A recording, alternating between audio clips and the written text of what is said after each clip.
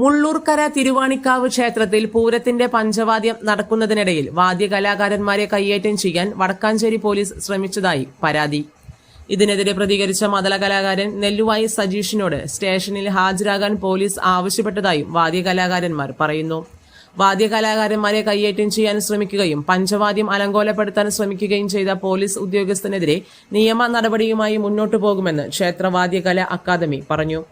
കൊല്ലം മാക്ക് കമ്മിറ്റിക്ക് വേണ്ടി പഞ്ചവാദ്യത്തിൽ പങ്കെടുത്ത ഇവർ ക്ഷേത്രത്തിൽ കൊട്ടുന്നതിനിടയിൽ വടക്കാഞ്ചേരി സ്റ്റേഷനിലെ ASI പഞ്ചവാദ്യം നിർത്താൻ ആവശ്യപ്പെട്ടെന്നാണ് സജീഷിന്റെ പരാതി. ക്ഷേത്രകലയായതിനാൽ പഞ്ചവാദ്യം അതിന്റെ കാലങ്ങൾ കൊട്ടിത്തീർത്തേ നിർത്തുവാൻ കഴിയുകയുള്ളൂവെന്നും കൊട്ടി അവസാനിപ്പിക്കാൻ അനുവദിക്കണമെന്നും കമ്മിറ്റിക്കാർ ആവശ്യപ്പെട്ടപ്പോൾ പോലീസ് ഉദ്യോഗസ്ഥൻ വാദ്യക്കാരെ തള്ളുകയും മോശമായി സംസാരിച്ചെന്നും സജീഷ് പറഞ്ഞു. സജീഷിന്റെ വാക്കുകളിലേക്ക്.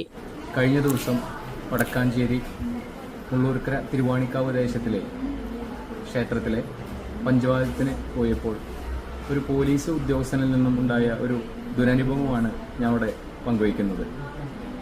ഞങ്ങൾ പഞ്ചവാദ്യം കൊട്ടിക്കൊണ്ടിരിക്കുന്ന സമയത്ത് ആ പോലീസ് ഉദ്യോഗസ്ഥൻ കയറി വരികയും കമ്മിറ്റിക്കാരുമായിട്ട് വാക്കുതർക്കം ഉണ്ടാവുകയും അതിനുശേഷം കൊട്ടിക്കൊണ്ടിരിക്കുന്ന തിമലക്കാരെ പിടിച്ചു തള്ളുകയും മദ്ദളക്കാരോട് മാറാൻ പറയുകയും ചെയ്ത് അദ്ദേഹം വളരെ മോശമായി പെരുമാറി.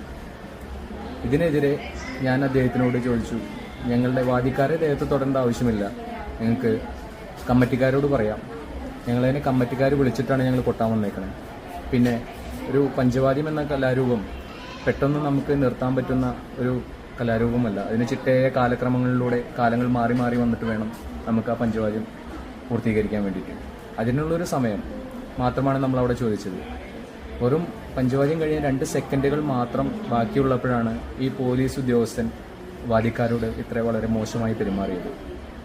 അതിൻ്റെ അടിസ്ഥാനത്തിലാണ് അദ്ദേഹത്തിനോട് ചെയ്ത കാര്യം ശരിയായില്ല എന്നുള്ളത് നമ്മളവിടെ സൂചിപ്പിച്ചത്.